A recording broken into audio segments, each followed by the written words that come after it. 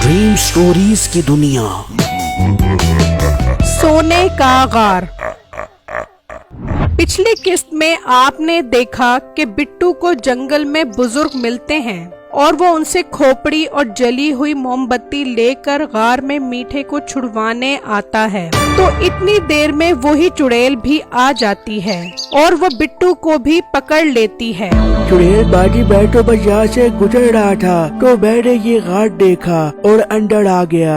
मैं एक बहुत मासूम लड़का हूँ, मुझे जाने दो। चुप कर जा मोटे गोश्त वाले, आज तो मुझे बहुत भूख लग रही है, अब मैं कुछ देर सोने के लिए जा रही हूँ। फिर चुड़ैल सोने के लिए चली जाती है और मीठा और बिट्टू लटके रहते हैं। बिट्टू अब तो तू भी पकड़ा गया है यहाँ पर और हमारे घर भी किसी को नहीं पता कि हम कहाँ पर हैं। तो अब हमें कौन छुड़वाएगा? पीटे भाई, मैं जिस बुजुर्ग से ये मोमबत्ती लाया हूँ वो बुजुर्ग बहुत पहुँचे हुए हैं और अब ये मोमबत्ती ही मुझे आजाद करवाएगी। बिट्टू वो कैसे, जरा मुझे भी तो पता चले। बीटे भाई, जैसे ही मोमबत्ती बुझ जाएगी वैसे ही मैं आजाद हो जाऊंगा।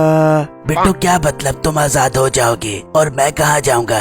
बीटे भाई, आपको आजाद करवाने के लिए यहाँ से कई मील के फासले पर एक गार है। उस गार के अंदर एक खोपड़ी है। जब मैं उस खोपड़ी को आग लगाऊंगा तो ये चुड़ैल मर जाएगी और आप भी आजाद हो जाओगे। वाह बिट्टू मेरे भाई, मुझे जल्दी से आजाद करवाओ। हाँ बीटे भाई, बस आप इस मोमबत्ती के बुझने का इंतजार करो। इतनी देर में मोमबत्ती बुझ जाती है और बिट्टू दीवार से नीचे उतर जाता है। बिट्टू को देखकर मीठा कहता है, बिट्टू मेरे भाई तुम आजाद हो गए हो। अब जल्दी से उस गार में जाकर उस खोपड़ी को आग लगा दो ताकि मैं भी जल्दी से आजाद हो जाऊँ। हाँ बीटे भाई, मैं अब आपको जल्दी से आजाद करवाता हूँ। पहले मैं उन बुजुर्ग के पास जाता हूँ। ठीक है मेरे भाई, जल्दी करना। फिर बिट्टू गार से निकल जाता है और उसी बुजुर्ग के पास आता है। बाबा जी, आपने ठीक कहा था, जैसे ही वो बत्ती बुझी मैं आजाद हो गया वहाँ से। हाँ बेटा, मैं ठीक कहता हूँ। अब तुम उस गार में जाओ जहाँ वो खोपड़ी पड़ी है और जाकर उसे जला दो ताकि ये चुड़ैल मर जाए। ठीक है बाबा जी, मैं उस गार को ढूंढने के लिए निकलता हूँ।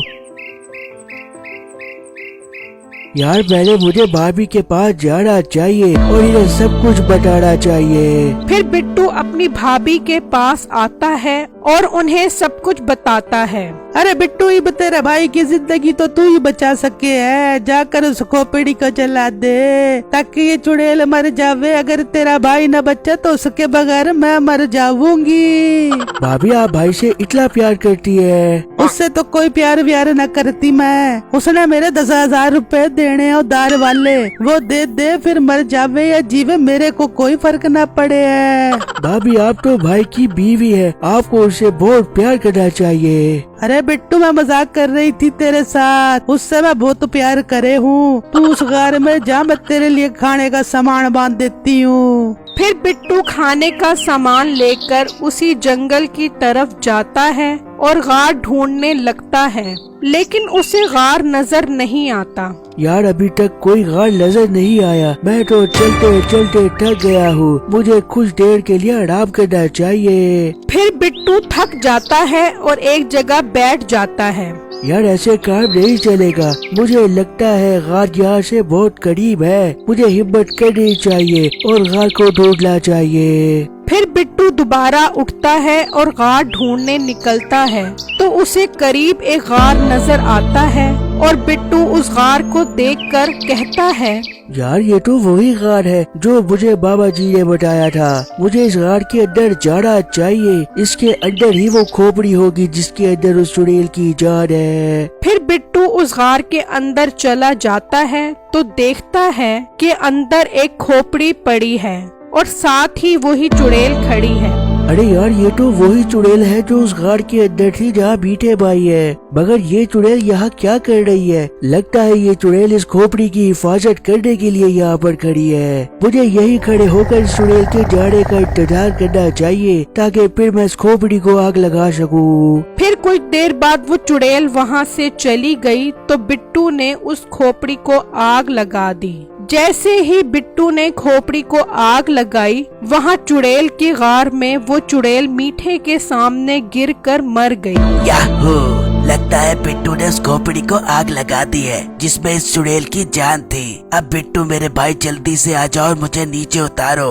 अब मैंने इस खोपड़ी को आग लगा दी है, अब लगता है वो चुड़ैल बढ़ गई होगी। फिर बिट्टू उस गार से निकला और उन बुजुर्ग के पास आया। बाबा जी, मैंने उस खोपड़ी को आग लगा दी है, अब मैं मीठे भाई को चुड़ैल से छुड़वाने जा रहा हूँ। ठीक है बेटा, अब तुम अपने भाई को छुड़वा सकते हो, लेकिन मेरी बात याद रखना, उस गार में जो खोपड़ी है वो अपनी जगह से नहीं हिलनी चाहिए, वरना वो चुड़ैल दोबारा जिंदा हो जाएगी। जी बाबा जी, मुझे पता है, मैं बहुत एहतियात से उस गार के अंदर जाकर मीठे भाई को छुड़वाऊंगा। ठीक है बेटा, अब तुम जा सकते हो। फिर बिट्टू उसी गार में गया और कहा, भाई आपने देखा ना, ये चुड़ैल बढ़ गई है, मैंने आपको कहा था वो बुजुर्ग बहुत पहुंचे हुए हैं। हाँ बिट्टू मेरे भाई, तूने बिल्कुल ठीक कहा था। जैसे ही तूने वहाँ खोपड़ी को आग लगाई, ये चुड़ैल मर गई।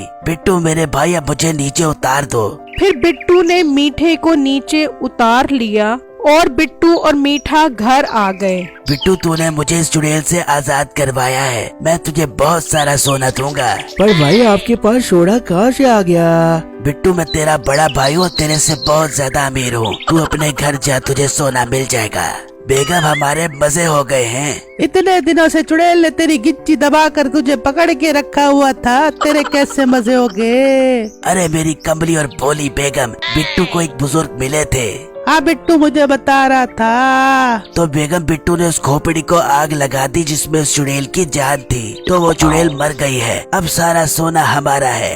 अरे मिट्टे, ये बात तो मेरे ज़हन में नहीं आई। हम तो सोने के गार के मालिक बन गए हैं। अब तो मैं अपना बिस्तर भी सोने का बनाऊंगी और उस पे मजे मजे से सोऊंगी। चल बेगम, अब बैलगाड़ी पर सोना लेने चलते हैं। फिर मीठा और उसकी बीवी बैलगाड़ी पर उसी गार के पास आ गए। फिर मीठे ने वही मंत्र पढ़ा तो गार का दरवाजा खुल गया और मीठा और उसकी बीवी अंदर चले गए। मीठे की बीवी सोना देख के हैरान हो गई और कहने लगी, अरे मिट्टे, यहाँ तो बहुत सारा सोना है, हमारी तो निकल पड़ी, अपने तो मजे ही हो गए। हाँ बेगम, अब मैं सारा सोना इकट्ठा करता हूँ। फिर मीठा सोना उठाने के लिए आगे बढ़ा तो उसका पाँव उसी खोपड़ी पर पड़ गया और खोपड़ी अपनी जगह से हिल गई, जिसकी वजह से वो चुड़ैल दोबारा जिंदा हो गई। ये मुझे नींद से किसने उठाया है? तू फिर आ गया है बगैर, तब तुझे कोई नहीं बचा पाएगा मेरे से।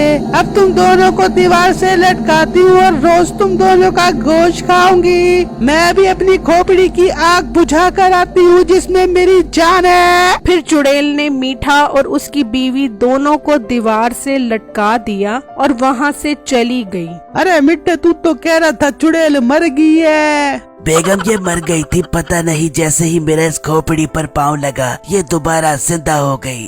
अरे मिट्टे, अब तो हम दोनों गए, अब तो बिट्टू भी हमें ना बचा सके है। मेरी वीडियो को लाइक और मेरे चैनल को सब्सक्राइब जरूर कीजिएगा और मुझे कमेंट बॉक्स में जरूर बताइएगा कि आपको मेरी स्टोरी कैसी लगी। शुक्रिया।